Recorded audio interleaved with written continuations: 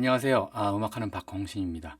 오늘은 지난번 회에 이어서 그 영화 음악가 형님하고 일할 때 또 다른 일들은 어떻게 했는지, 그리고 영화 음악 그 프로세싱은 어떻게 했는지, 뭐 이런 자질구레한 여러 가지 일들에 대해서 얘기해 드릴까 해요. 일단 첫 번째로 영화 음악 같은 경우에는 제가 그 형님과 92년부터 95년까지 일을 했었는데, 이제 당시에 영화 음악을 의뢰를 할 때 그냥 모노로 갈 것인가, 아니면 5.1 채널 돌비 서라운드 5.1 채널로 갈 것인가가 결정이 되면, 일단 제가 기본적으로 음악에 관련된 믹스를 해서 이제 영화진흥공사나 다른 영화의 믹스를 하는 그 포스트 프로덕션에 가서 이제 믹스를 하게 됩니다. 영화 믹스를. 일단 뭐 모노로 하게 될 경우에는 지난 시간에도 말씀드렸다시피 릴 테이프에다가 음악을 믹스해서 녹음을 해가지고 가지고 가면, 그 릴 테이프를 플레이 시키면서 볼륨 밸런스를 포스트 프로덕션에서 잡고 해서 필름에다가 얹게 되는 거죠. 그거는 아주 심플한 방법인데, 만약에 이걸 또 5.1 채널로 영화를 제작을 했을 경우에는 일단 서브우퍼를 제외하고 5 채널로 이제 믹스를 해가는데, 기본적으로 영화상에서의 센터 채널은 대사로 지정이 되어 있기 때문에 음악 믹스를 4 채널로 믹스를 해가지고 갑니다. 그래서 레프트, 라이트, 서라운드 레프트, 서라운드 라이트, 그렇게 네 채널로 음악을 믹스를 해가죠. 그래서 뭐 예를 들면 오케스트레이션 같은 게 있다 그러면 뭐 스트링 섹션은 뭐 오른쪽 뒤로 빼고, 피아노는 앞에 레프트 라이트로 돌리고, 뭐 다른 소리는 또 서라운드 레프트나 뭐 이쪽으로 빼고 해서 기본적으로 음악이 이제 스테레오 채널로, 투 채널로 이렇게 되어 있는 걸, 그거를 네 채널로 분리를 합니다. 그래서 네 채널로 분리를 해서 멀티트랙 레코더에다가 녹음을 해가지고 그거를 영진공이나 포스트 프로덕션 스튜디오에 들고 가서 그걸 따로따로 이제 녹음을 한꺼번에 받기 시작하는 거죠. 근데 당시에 이제 이 형님이 가지고 계셨던 멀티트랙 장비는 아카이에서 나오는, 그 제가 모델명은 제가 잘 기억이 안 나는데, 아카이에서 나오는 그 멀티트랙 레코더와 믹서가 같이 달린 그런 장비를 가지고 계셨었어요. 그래서 항상 5.1로 녹음을 하면 이거를 들고 가서 작업하고 했었는데, 이 아카이 머신은 비디오 베타 테이프 같은 큰 카세트를 이용을 했었습니다. 그래서 뭐 일반적인 당시의 어떤 릴 테이프나 이런 것보다는 훨씬 소리가 좋았다라고 얘기를 하는데, 그 당시에 이제 4트랙 멀티 트랙이 이제 그 당시에는 뭐 하드 디스크 레코딩이나 이런 것들이 널리 퍼지지 않았었던 시기였기 때문에 이런 방법을 사용을 했었습니다. 뭐 나름 재미있던 경험이었고, 영화 음악에 대해서 많이 배우기도 했던 시간이었던 것 같아요. 그리고 두 번째는 제가 지난 시간에도 말씀드렸다시피 대기하는 시간이 길다 보니까 다른 일들, 뭐 아르바이트 같은 것들도 많이 했다고 말씀드렸었는데, 그 미국에서 만났던 제 친구가 이제 있었는데, 그 친구가 가수 장혜진 씨의 매니저였던, 지금은 부부지만 켄 기획 그 매니저분하고 친해서 장혜진 씨의 곡을 주게 됐었어요. 그 친구가. 그래서 그 친구가 이제 저한테 녹음이랑 좀 믹스를 좀 해달라 해서 그 송스튜디오, 그러니까 송홍섭 형님이 운영하시던 그 마천동의 송스튜디오에 가서 녹음을 받고 믹스를 하고 그렇게 했었습니다. 근데 안타깝게도 당시에 믹스를 했던 거는 이제 매니저 그 형님께서 마음에 별로 안 들어 하셔서, 결국에는 그 송홍섭 스튜디오에 있었던, 나중에는 하나기획으로 가신 그 윤정호 기사님이 아마 믹스를 하고 저는 녹음만 해서 그렇게 진행했었던 걸로 기억이 나네요. 그 이후에도 뭐 송 스튜디오에 가서 여러 가지 작업들을 많이 했었었는데,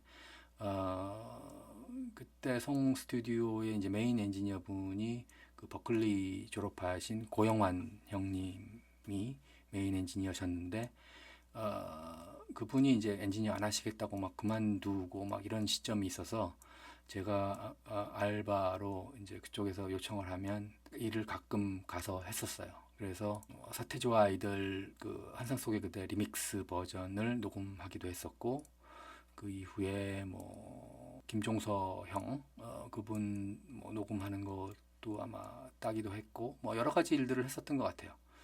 그래서 뭐 나름 이 가요 업계에서도 꽤 일을 했었는데 그 가요 업계라는 게 이 말빨하고 뭐 이런 비즈니스 뭐 이런 좀 정치적인 게 많이 필요하더라고요. 근데 저는 그때 당시에 그런 능력이 완전 젬병이어서 이쪽으로 잘 풀리진 않았어요. 사실 모든 업계가 그렇지만 실력 플러스 말빨 플러스 약간 정치적인 것들이 좀 합쳐져야 본인의 진가를 100% 발휘를 해서 일 쪽으로 확실하게 좀 풀릴 수 있는데 저는 이상하게 그쪽으로는 잘 안 풀려서 어느 정도 일을 하다가 이쪽으로는 이상하게 계속 일이 잘 안 풀리더라고요.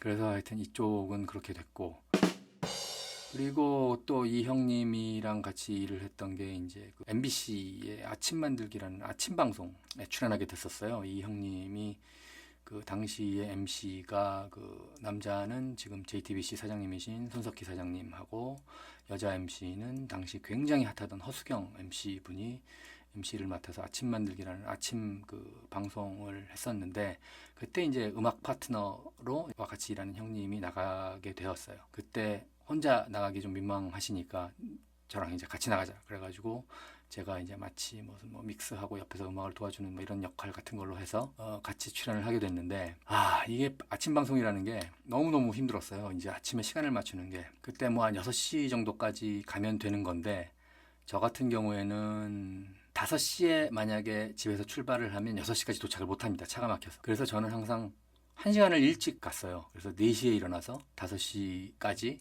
이제 방송국에 도착을 하는 거였었는데 이게 아침 4시까지 방송국에 도착하라는 게 너무너무 힘들다 보니까 한 달을 꼬박 하니까 이게 정신이 굉장히 피폐해지더라고요. 이 당시에 돈은 좀 많이 벌었어요. 출연료를 매일 받으니까. 그래서 돈은 좀 벌었는데 돈보다 이게 정신이 너무 피폐해져서 도저히 방송을 못 하겠더라고요. 그래서 한 달 딱 하고 제 역할도 이제 별거 없고 미비하니 그냥 저는 빠지겠습니다 하니까 방송국도 오케이 하고 형님도 오케이 해서 저는 이제 한 달만 일을 하고 빠졌는데 이 한 달 동안 진짜 아무도 못 만나고 오로지 일 끝나면 집에 가서 자고 빨리 자야 돼 막 이런 어떤 정신적인 스트레스가 너무 크니까 도저히 못 하겠더라고요.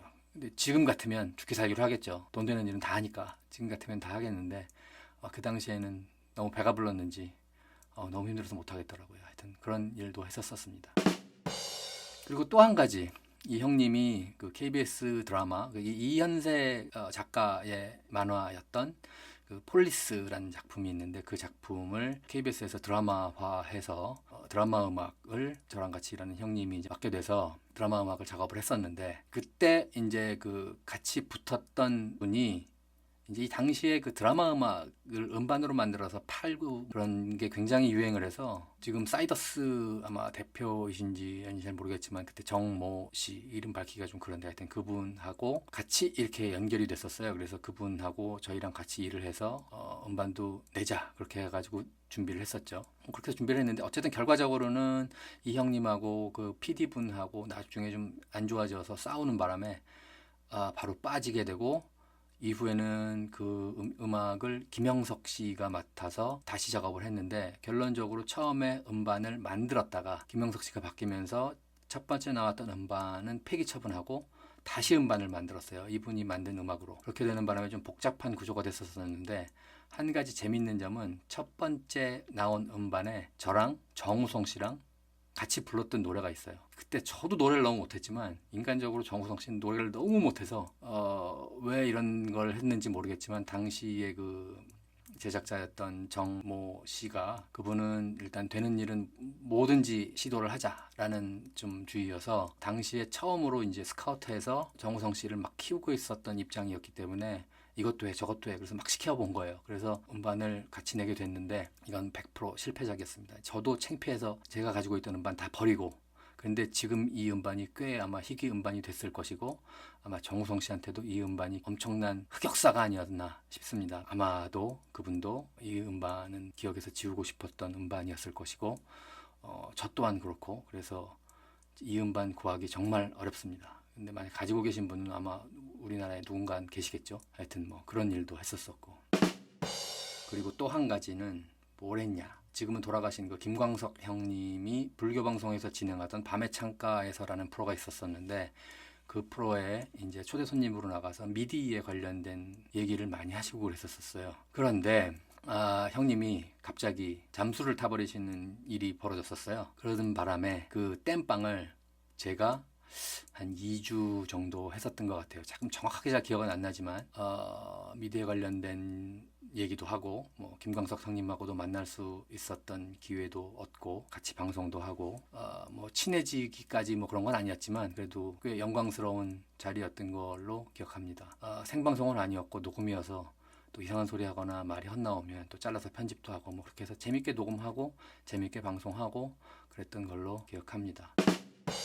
그리고 이제 다음 시간부터 말씀드리려고 했었는데 이 형님하고 스튜디오 할 막판 때쯤 귀신에 관련된 얘기가 있었죠.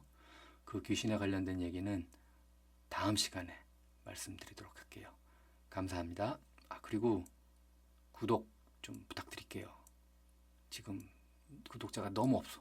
6명밖에 없어. 이거 어떻게 합니까? 뭐 광고가 붙을래도 구독자 1000명이 넘어야 되는데 지금 너무 택도 없어서 좀 한시스럽긴 합니다. 웬만하면 안 보시더라도 구독 버튼이라도 한번 눌러주시면 대단히 감사하겠습니다. 감사합니다.